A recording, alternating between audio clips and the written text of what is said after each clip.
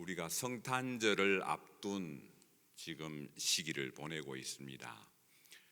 사실 로마가 기독교를 인정한 AD 4세기, 정확하게 말하면 325년 이전에는 성탄절을 지키고 그렇게 하지 않았어요. 로마가 기독교를 인정하면서 로마의 여러 축일에 맞추어서 예수님 탄생을 기념하자 해서 이제 임의로 12월 25일을 정한 겁니다. 그러니까 12월 25일이라는 것은 사실은 예수님이 태어난 날짜하고는 별 상관이 없는 예수님 태어나심을 기념하는 날이라 이렇게 생각하시면 좋아요. 사실 12월 25일을 성탄절로 지키는 나라도 이게 좀 서로 달라요. 유럽이나 미국, 또 미국의 영향을 받은 그 아시아의 나라들, 우리나라를 비롯해서 그런 나라들은 12월 25일을 성탄절로 지키지만 정교회 영향이 강한 러시아나 그리스, 또 콥틱 교회가 있는 이집트나 에티오피아 같은 데서는 1월 6일이나 7일을 성탄절로 지켜요. 그리고 저 아르메니아 같은 나라는 1월 28일을 성탄절로 지킵니다. 그러니까 성탄절 나라가 서로 이렇게 나라별로 지키는 날짜들이 서로 달라요. 그런데 대개 이제 이 성탄절을 우리가 12월 25일을 맞이하는데 그거는 아까 말씀드린 것처럼 성탄을 기념하는 그런 날이라 그렇게 말씀을 드렸죠. 근데 제가 오늘부터 한 몇 주 동안 성탄을 준비한, 성탄을 맞이한 사람들 시리즈를 하려고 합니다. 저는 시리즈 좋아해요. 월드 시리즈 뭐 이런 거 좋아하거든요. 자, 그래서 시리즈인데 왜 이렇게 생각을 하게 됐냐면 막상 성탄절이 되고 성탄 전야 이렇게 되면 그때는 뭔지 모르게 마음이 분주해요.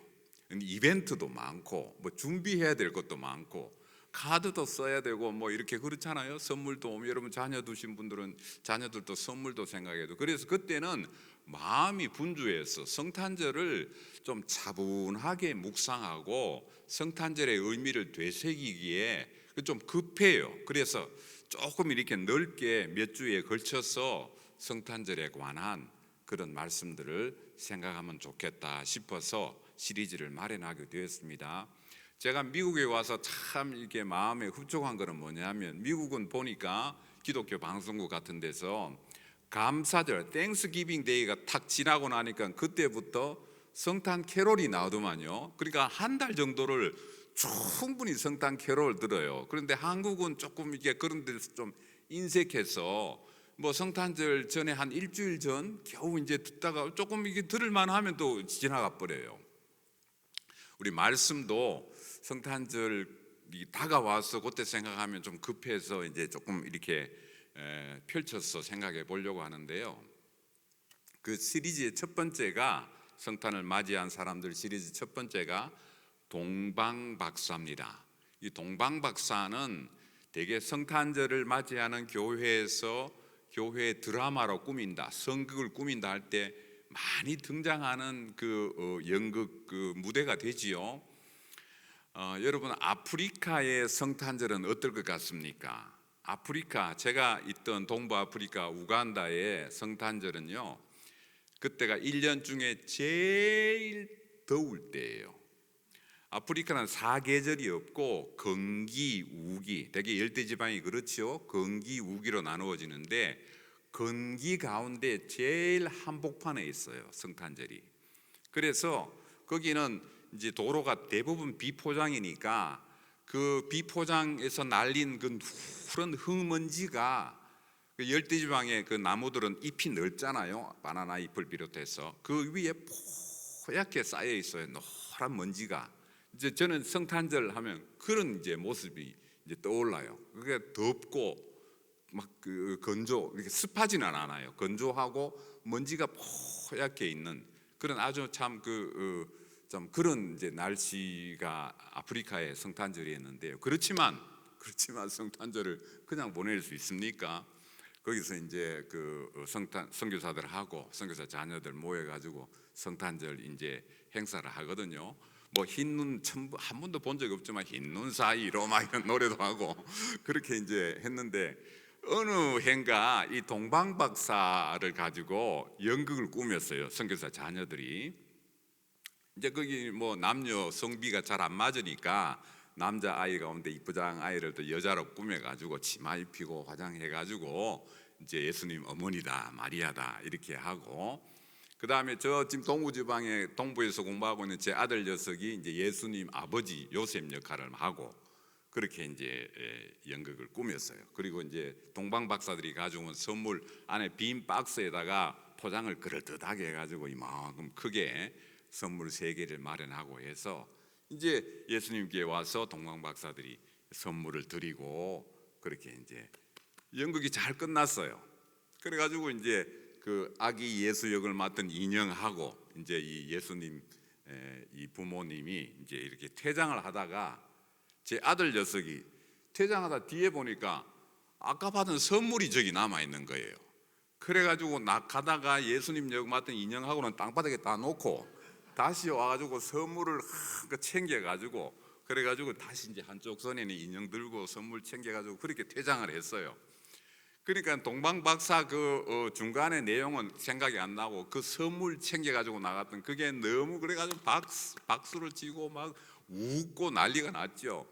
그래서 한동안 그 녀석이 이제 야, 너 예수님 길바닥에 내려놓고 너 선물 챙기네 아니야? 이렇게 놀림 많이 받았어요. 너 살림 잘하겠다 그러고 뭐 그렇게 놀림 받았는데요, 동방 박사에게는 아마 지금도 전 세계 교회 가운데 성탄절을 맞이하면서 동방 박사를 줄거리로 해서 연극을 준비하고 있는 주일학교도 있을 거고 아마 그럴 겁니다. 그죠? 그래서 우리가 잘 아는, 우리가 익숙한 얘기 동방 박사지만 오늘 동방 박사의 얘기를 다시 한번 짧게 한번 훑어보고 동방 박사를 통해서 우리가 얻는 교훈이 뭐가 있을까를 한번 몇 가지로 생각해 보려고 합니다. 자, 다시 이제 우리가 본문으로 돌아갑니다. 2장, 마태복음 2장 1절로 들어갑니다. 헤롯 왕 때에 예수께서 유대 베들레헴에서 나셨어요.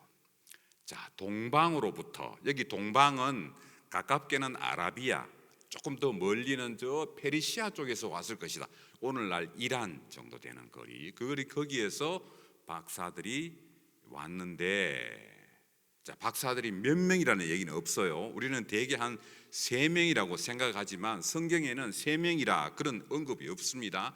선물을 3개를 했으니까 아마 한 사람이 한 사람씩 드렸지 않을까 유추해서 그렇게 생각하는데, 아무튼 박사들이 왔는데 예루살렘에 이르러, 이걸 여러분 눈여겨보셔야 돼요. 예루살렘에 왔어요. 자, 2절로 넘어갑니다. 와서 예루살렘에 있는 사람들, 헤롯 왕을 비롯해 사람들에게 묻지요. 유대인의 왕으로 나신 이가 어디에 있습니까? 이렇게 물어요. 그러면서 이 박사들이 하는 말이, 우리가 동방에서 그의 별을 보고, 그의 별, 요것도 여러분 뭐 성경에 있으면 밑줄 펴놓으시면 좋아요. 요것도 잘 기억해 놓으세요. 그의 별을 보고 왔답니다. 경배하려고 왔답니다. 그의 별을 보고. 그러니까 3절에서 깜짝 놀랐죠. 3절로 넘어가 보세요.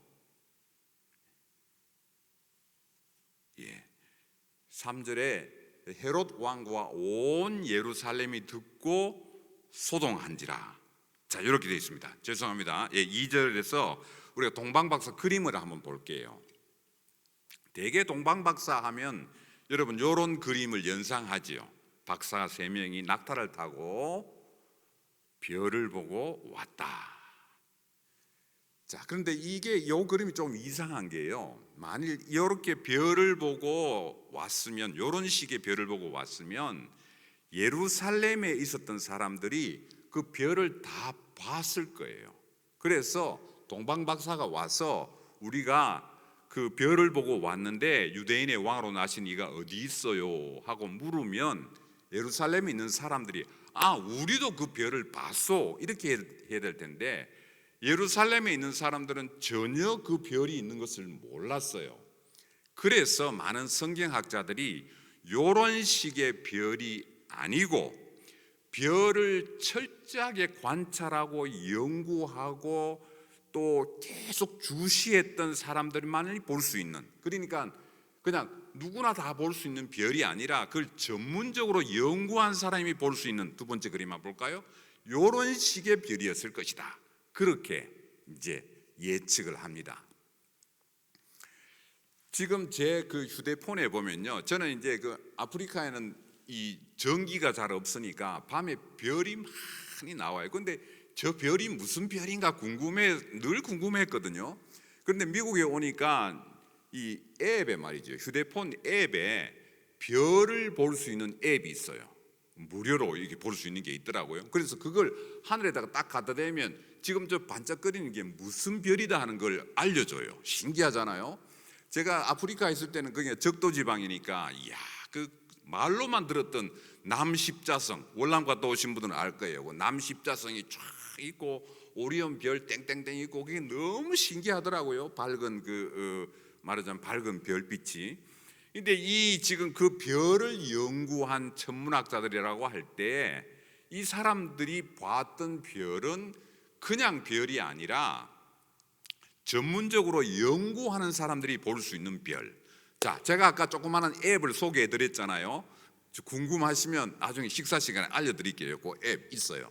자, 그런데 고전 비전문가 아마추어들이 보는 앱 말고 진짜로 천문학자들이 보는 그 컴퓨터 프로그램이 있어요. 보이저라는 프로그램인데요. 그 보이저라는 프로그램은 얼마나 신기하냐 하니까 지역을 넣고 그 다음에 시기를 넣으면, 날짜를 넣으면 그때 당시에 별을 보여줘요. 그래서 천문학자들이, 신앙을 가지고 있는 천문학자들이 예수님 당시에 진짜로 하늘의 별에 무슨 이상이 있었는가 해서 시뮬레이션 해보니까 거기에 놀라운 일이 나타난 거, 과학적으로 증명이 된 거예요. 그러니까 그 궁금하시죠?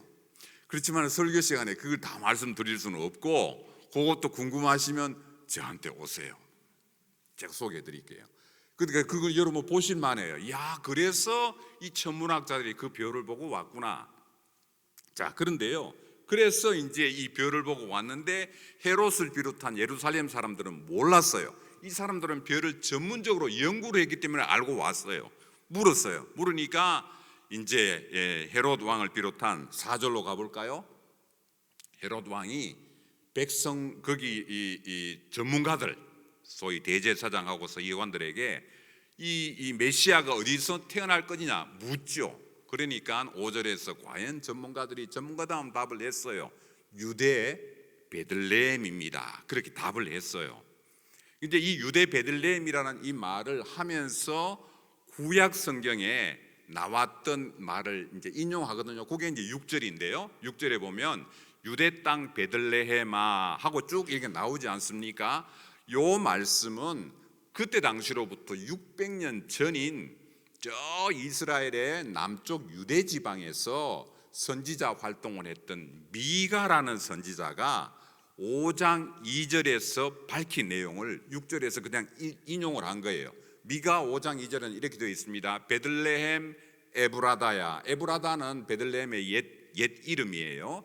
베들레헴 에브라다야, 너는 유다 족속 중에 적을지라도 이스라엘을 다스릴 자가 내게서 내게로 나올 것이라. 그의 근본은 상고의 영혼이 있느니라 라는 이 말씀을 600년 전에 미가 선지자를 통해서 앞으로 메시아가 올 텐데 메시아는 유대 땅 베들레헴에서 날 것이다 하는 말씀을 기록을 해놨어요. 그러니까 그때 당시 헤롯 밑에 있던 대제사장과 서기관들이, 전문가들이 이 말씀을 그대로 인용해서 헤롯 왕에게 얘기를 한 거예요. 유대 땅 베들레헴입니다. 그렇게 얘기를 했어요. 7절로 가볼까요? 박사이의 헤롯이 박사들을 불러서 별이 나타난 때가 언제냐, 자기들은 지금 별이 안 보이는데 별이 나타났다는 얘기를 듣고 왔다고 하니까 그럼 그 별이 언제 나타났어? 이렇게 묻습니다. 이것도 여러분 잘 기억을 해놓으세요. 8절, 베들레헴으로 보냅니다. 이제 박사들을 보내면서 뭐라고 그러냐면 아기에 대해 자세히 알아보고 찾거든 나한테도 얘기해 주세요. 나도 그에게 경배하러 가려고 합니다. 근데 헤롯은 굉장히 집권욕이 강한 사람이었습니다. 이제 경비하러 간다는 말은 이렇게 했지만 사실은 자기 왕 외에, 자기 스스로 왕 외에 다른 왕이 나타났다고 하니까 죽이려고, 제거하기 위해서 지금 그런 목적으로 그렇게 얘기를 하거든요. 9절요. 박사들이 왕의 말을 듣고 이제 갑니다. 베들레헴으로 가는데 동방에서 보던 그 별이 다시 나타났어요. 이것도 참 신기하잖아요. 별이 인도를 해왔다가 안 보이다가 다시 나타났어요. 이것도 아까 말씀드린 그 영상을 보면 설명을 해놔요. 과학자들이, 천문학자들이 왜 이런 현상이 나타났는지. 자, 그렇게 해서 너무 아주 기뻤다 그럽니다. 10절에 가면 굉장히 그 별을 보고 반가워하면서 11절 예물을 드리지요. 어머니께, 아기께 경배하고 마리아가 있는 것을 함께 보고 세 가지 예물을 드리죠. 12절. 그런데 나한테도 얘기해 주세요. 헤롯 왕이 부탁을 했지만 하나님께서 헤롯에게서 가지 마라. 그리고 바로 고향으로 가라. 그렇게 해서 고향으로 가는 걸로 그렇게 얘기가 끝이 납니다. 이게 이제 동방박사 얘기예요. 자, 우리가 성탄을 맞이한 사람들 시리즈 첫 번째로 동방박사의 짧은 얘기를 우리가 한번 훑어봤는데요. 이 동방박사를 통해서 우리가 얻는 교훈을 이 시간 한번 몇 가지로 생각을 해보려고 합니다. 첫 번째, 이 박사들은 누군가 하는 거죠. 누군가. 궁금하지 않습니까? 이 박사들은 누군가. 도대체 누구길래 이 그 먼 거리를 낙타를 타고 와서 그 귀한 예물을 드렸을까? 자, 동방박사가 누구다 하는 얘기는 성경에 나타나 있지 않아요. 그냥 이렇게만 언급되고 얘기는 끝이 나요. 그런데 구약 성경을 보면 동방박사가 이런 사람들이었을 것이다 라고 우리가 추측할 수 있는 힌트를 주는 구절이 있어요. 그게 다니엘서 5장 11절입니다. 자, 다니엘서 5장 11절은 어떤 배경이냐 하면 바벨론 왕의 느부갓네살이라는 왕이 있었어요. 느부갓네살이라는 왕이 있을 때에 이제 바벨론이 융성하다가 느부갓네살 왕이 죽고 그 아들 벨사살이라는 사람이 왕이 됩니다. 그런데 이 벨사살이라는 사람이 어느 날 꿈을 꾸어요. 근데 굉장히 신기한 꿈을 꿉니다. 어떤 글자가 나와서 벽에 막 글자가 새겨지는데 이 꿈을 해몽을 할 길이 없으니까 너무 답답한 거예요. 답답한 정도가 아니라 꿈이 심상치 않으니까 불안하고 잠도 못 자고 그냥 막 이 스트레스가 눌려가지고 그냥 너무 어려워합니다. 그때에 이 벨사살 왕의 왕비가 이제 왕에게 말하자면 그 충고를 합니다. 제안을 합니다. 그게 이제 11절입니다. 이거 이제 왕비가 하는 얘기예요.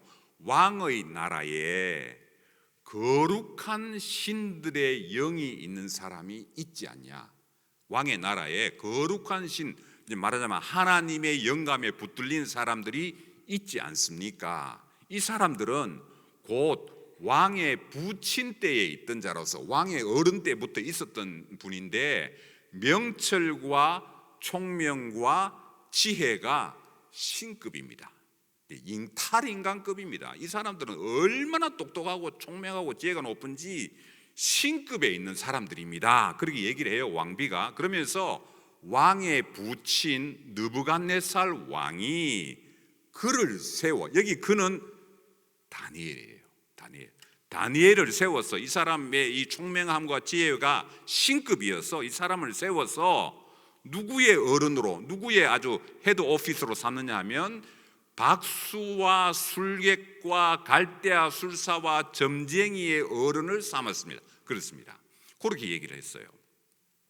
이 술사, 박수, 술객, 이런 점쟁이 이런 사람들은 이제 물론 이렇게 우상을 섬기는 사람 이렇게 볼 수도 있지만 그때 당시에 지식층, 그때 당시에 미래를 예언하는 사람들, 그때 당시에 똑똑한 사람들의 우두머리로 삼았다 이 말이거든요.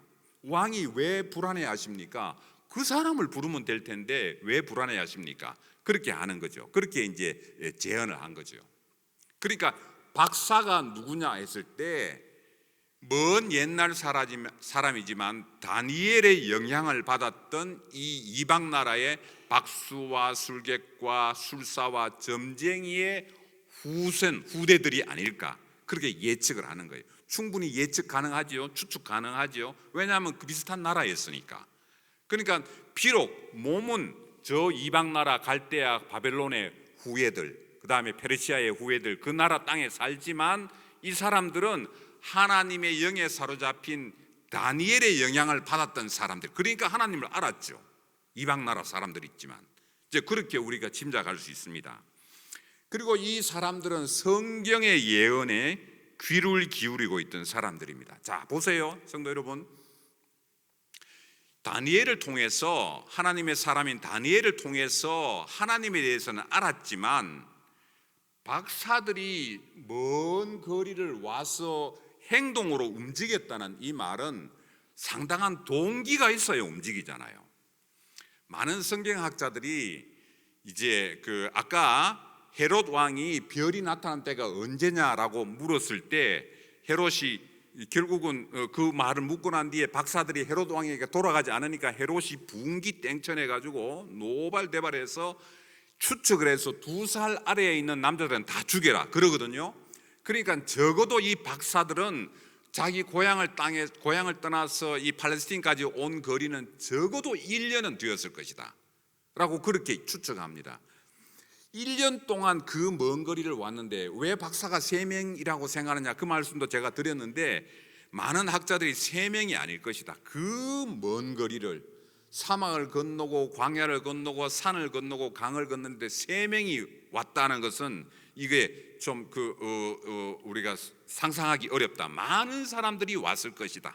많은 사람들이 출발했는데 중간에 오다가 낙오도 하고 죽기도 하고 3명이 남았을 것이다, 이렇게 보는 측면도 있고, 또 하나는 많은 사람들이 계속해서 도착했을 것이다. 그 먼 거리를 이 귀한 예물을 가지고 왔기 때문에 강도나 도적의 위협도 있기 때문에 3명이서 달랑 그렇게 왔지는 않았을 것이다. 그 먼 거리를, 자, 3명이든 뭐 10명이든 뭐 여러 명이든 그게 중요한 게 아니라 박사들이 그 먼 이국 땅에서 그 먼 거리를 왔다는 것은 굉장히 강한 동기가 있었기 때문에 왔겠죠. 그 동기가 뭐였겠냐? 다니엘의 그 영향으로 하나님에 대해서는 알았는데 하나님에 대해서 알았던 박사들이 어떻게 길을 떠나게 됐을까? 목숨을 걸고. 그거를 알려주는, 또 우리에게 힌트를 주는 구절이 다니엘서 2장 32절부터의 말씀입니다. 2장 32절 33절. 느부갓네살 왕이 어느 날 꿈을 꾸는데요, 머리는 황금이고 가슴하고 팔은 은이고 배와 넓적다리는 노수로 되어 있고 다리는 철로 되어 있고 저 발은 한쪽은 철 한쪽은 진흙으로 되어 있는 큰 신상의 꿈을 꿉니다.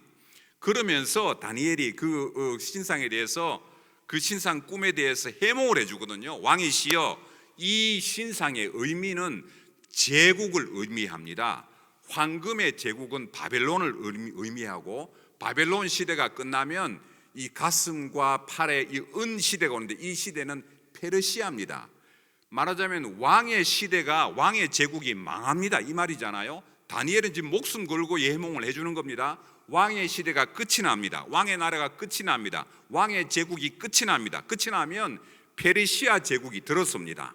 그리고 페르시아가 끝이 나면 그리스, 말하자면 노수로 되어 있는 배와 넓적다리는 그리스를 의미하거든요. 그리스 헬라 시대가 이제 옵니다.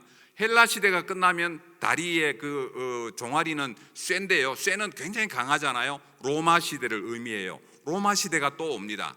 그리고 로마 시대가 끝날 즈음에 한쪽 다리는 쇠로 되어 있고 한쪽 다리는 진흙입니다 하는, 그것은 뭘 의미하냐면 한쪽은 로마 시대, 로마, 또 한쪽은 진흙으로 된 발은 뭘 의미하느냐면 헤롯 왕을 의미해요. 헤롯 왕은 출신이 어디냐면 에돔 출신이거든요. 홍해 바다 오른쪽에 에돔. 에돔의 뜻이 뭐냐면 붉다라는 뜻이에요. 그러니까 여러분 진흙 볼 때 우리가 다른 말로 하면 황토라 그러잖아요. 황토, 붉다고 그렇게 표현하잖아요. 진흙의 발이 한쪽이 진흙이란 말은 그 에돔 출신의 헤롯 왕이 지배하는, 로마와 헤롯 왕이 지배하는 그 시대가 옵니다, 그 말이거든요. 그때 당시에 팔레스틴에 이중 지배를 받고 있었어요. 하나는 로마, 하나는 헤롯 왕의 지배를 받고 있었습니다. 그때에 어떤 일이 일어나느냐 하면 그 다음 절 볼까요? 손대지 아니한 돌, 공중에 그냥 저절로 떠 있는 돌이 하나 나타나는데 이 돌이 이 모든 신상들을 다 깨부십니다. 하는 꿈을 해몽을 해주는데 이 돌은 뭐냐면 바로 메시아의 말하자면 나타난 메시아의 돌연, 말하자면 메시아가 나타나서 모든 제국을 무너뜨리고 메시아가 설 것입니다 하는 걸 의미하거든요. 손대지 아니한 돌이 산에서 나와서 쇠와 놋과 진흙과 은과 금을 부셔뜨릴 것입니다 하는 예언을 다니엘 통해서 합니다. 자, 동방 박사들이 하늘의 별을 보면서 또 다니엘의 그 후손 다니엘의 그 영감을 받아서 하나님에 대해서 알고 있었는데 이 별을 연구하다 보니까 시대가 지나가고 나서 로마와 헤롯이 지배하는 이중 구도 속에 갑자기 별이 나타났어요. 이 지금 메시아가 왔다라고 발견한 거예요. 그래서 일어선 거예요. 지금 이거는 우리가 지금 여기 있을 때가 아니다. 메시아의 별이 나타났다. 지금 다니엘의 예언에 의하면 진흙과 철로 되어 있는 그 시대에 뜨인 돌이 나타나서 모두를 부시는 그런 지금 역사가 나타나는데 그 역사가 바로 이 시대다라고 깨닫고 불현이 일어선 거죠. 그렇게 해서 팔레스틴 쪽으로 왔습니다. 첫 번째 우리가 생각할 수 있는 의미는 하나님께서 이방 나라지만 이방 문화지만 하나님께서 그들을 들어서서 하나님의 선한 뜻을 위해서 사용했다. 그게 첫 번째 동방박사를 통해서 얻는 교훈입니다. 두 번째입니다. 동방박사가 드린 예물을 통해서 우리가 얻는 교훈이 있습니다. 첫 번째 드린 예물이 뭐냐면 황금을 드렸죠. 황금은 고대로부터 현대일까지 황금은 왕을 의미합니다. 내가 저분에게 황금을 선물했다는 말은 그분을 내가 왕으로 모신다는 말이죠. 그래서 그 왕으로 모신다는 말은 그분이 나를 통치하신다는 말이죠. 그래서 예수님에게 황금을 선물했습니다. 시편 145편 1절에 보면 왕이신 나의 하나님이여 내가 주를 높이고 영원히 주의 이름을 송축하리이다 라는 찬송이 있습니다. 왕이신 나의 하나님이여 내가 주님을 높인다라는 고백이 황금의 선물에 담겨 있습니다. 두 번째 선물은 유향을 선물했습니다. 여러분 저 온천에 가면 유황 온천이라고 들어보셨죠? 그 유황이 아닙니다. 뭐 유황오리, 오리를 유황을 먹여 가지고 몸에 좋다, 그 유황 아니고요. 여기 유향이에요. 유향은 뭐냐면 유향나무에서 나오는 진액이에요. 진액, 아주 끈끈한 액. 그걸 말렸다가 어디에 쓰느냐 하면 제사장이 제사를 드릴 때 향을 피워요. 그걸로. 그러니까 유향을 선물했다는 말은 뭐냐면 하나님과 우리 사이에 막힌 담을 허시고 친히 산 제물이 되어서 우리의 말하자면 중보자가 되신다 하는 고백이 거기 들어있어요. 유향을 드렸다는 것은. 왜냐하면 그 제사 때 드리는 향품이니까. 세 번째 드리는 선물이 뭐지요? 모략이지 않습니까? 모략은 모략나무에서 나오는 수액인데요. 그건 액체입니다. 그 액체는 뭐냐면 아주 강한 마취제 효과도 있고요. 그 다음에 방부제 효과도 있어요. 그래서 모략은 이 사람이 죽었을 때 몸에 바르는 그런 약이에요. 향품이에요. 요한복음 19장 39절에 보니까 옛날에 밤에 부끄러워서 예수님께 찾아왔던 니고데모라는 유대인의 선생이 예수님이 돌아가시는 것을 알고 니고데모가 예수님께 자기는 부자니까 굉장히 귀한 걸 가져오지요. 니고데모도 모략과 침향 섞은 것을 100리트라쯤 가지고 왔다. 100리트라라는 것은 한 30 몇 킬로 정도 돼요. 굉장히 많은 양을 가지고 왔다. 근데 예수님의 지금 장례를 예비하는 겁니다. 그러니까 모략이라는 것은 그 사람이 죽었을 때 바르는 그런 약이거든요. 자, 모략을 선물했다는 이 말은, 모략을 가지고 경배했다는 이 말은 예수님이 우리를 위해서 죽으시는 구세주시라는 고백이 들어있어요. 그러니까 이 세 가지 예물 가운데 당신은 우리 왕입니다, 당신은 우리의 중보자이십니다, 당신은 우리의 구세주이십니다 라는 고백이 거기 들어있어요. 세 번째, 우리가 동방박사의 교훈을 통해서 얻는 하나님의 깊은 뜻은, 동방박사 이 얘기는 마태복음에만 있습니다. 다른 복음에는 없어요. 그러니까 마태가 다분히 의도를 가지고 동방박사 얘기를 자기 이 저수를 복음서에다가 넣었어요. 마태복음은 유대인들을 위해서, 유대인들이 예수님이 메시아라는 것을 믿게 하기 위해서 쓰인 유대인들을 위한 복음서거든요. 그렇기 때문에 유대인들이 좋아하는 족보 얘기부터 시작해요. 여러분, 한국 사람들은 뭐 당군 신화 뭐 그렇게 얘기하잖아요. 한국 사람들은 뭐 그런 얘기들을 하면은 이제 익숙하지. 유대인들에게는 아브라함 얘기하면 안 돼, 껍벅 죽습니다. 아브라함을 당군이라고 생각하니까요. 그 다음에 또 좋아하는 사람이 다윗이거든요. 다윗 시대에 우리가 그렇게 강성했다. 마치 한국 사람이 고구려 시대의 광개토 대왕 시대 때 저 만주 뭐 발해 그쪽이 다 우리 땅이었다, 그렇게 자부심을 갖는 것처럼 유대인들에게서는 다윗이 그런 자부심을 주는 인물이에요. 그래서 현대 이스라엘의 국기도 보면 별이 하나 그려져 있는데 그 별 이름이 다윗의 별이에요. 다윗을 그렇게 좋아해요. 마태복음 1장 1절은 아브라함과 다윗의 자손 예수 그리스도의 세계라, 이렇게 시작해요. 그러니까 유대인들이 그렇게 좋아하는 아브라함, 그렇게 존경하는 다윗 얘기를 제일 처음에 얘기하면서 예수님이 바로 그 사람의 후손으로 온 사람이다, 그렇게 족보 얘기를 하거든요. 그런데 그런 족보 얘기를 쭉 하는데 예수님을 메시아로 모시는 그 사람들의 첫 인물들이 누구냐면 유대인이 아니랍니다. 그 첫 인물이 팔레스타인에 사는 사람들도 아니랍니다. 첫 인물들은 저 멀리 1년이라 더 넘게 저 먼 지방에 사는 사람들이 와서 예수님께 경배했답니다. 이거는 굉장히 충격적인 얘기죠. 이재환 선교사님이라는 분이 계십니다. 서부 아프리카 감비아라는 지역에서 사역을 오랫동안 하시고 지금은 이제 은퇴하신 분인데요. 그분이 쓰신 책이 미션 파서블이라는 책이에요. 성경에 관한 책인데, 미션 파서블 저 중간에 책 보면은 어떤 표현이 나오느냐면, 마태복음은 마태가 생사를 걸고 쓴 선교책이다, 그런 표현이 나와요. 다른 말로 하면 목숨 걸고 쓴 선교책이다, 그런 말이죠. 마태복음은 족보 이야기로 시작해가지고 어떻게 끝나느냐 하면, 그러므로 너희는 가서 모든 민족으로 제자를 삼아 아버지와 아들과 성령의 이름으로 세례를 주고 내가 너희에게 분부한 모든 것을 가르쳐 지키게 하라. 선교 이야기를 끝나요. 족보 이야기로 시작했다가 선교 이야기로 끝이 나요.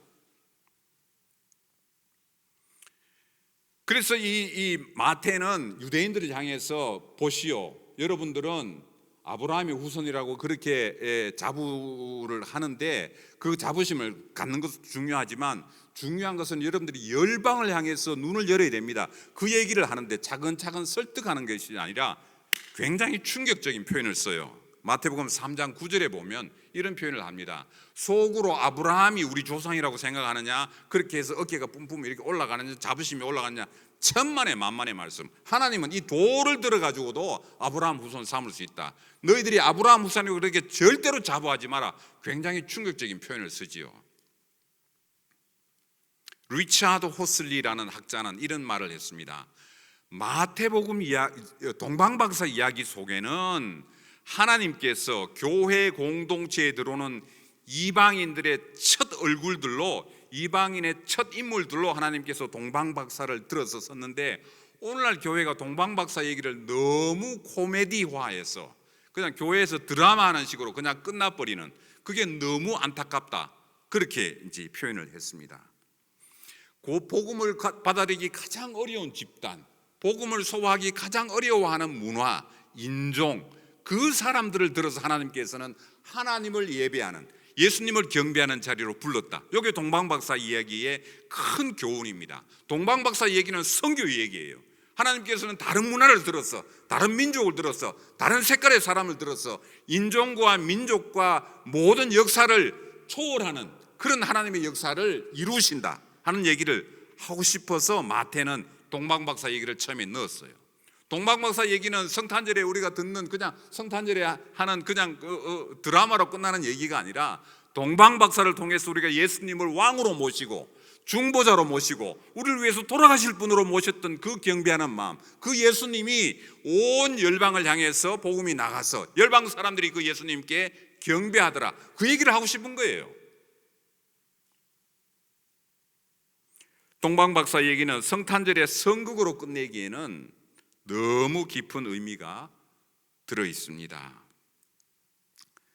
예물을 통해서 예수님이 나의 왕이 되시고 우리 중보자가 되시고 우리를 구원하신, 나를 위해서 돌아가신 그분, 그 중보자이심을 경배하고 구원자이심을 경배하고, 그리고 문화와 지역과 인종을 뛰어넘는 열방을 향한 하나님의 마음이 동방박사 스토리 속에 들어 있습니다.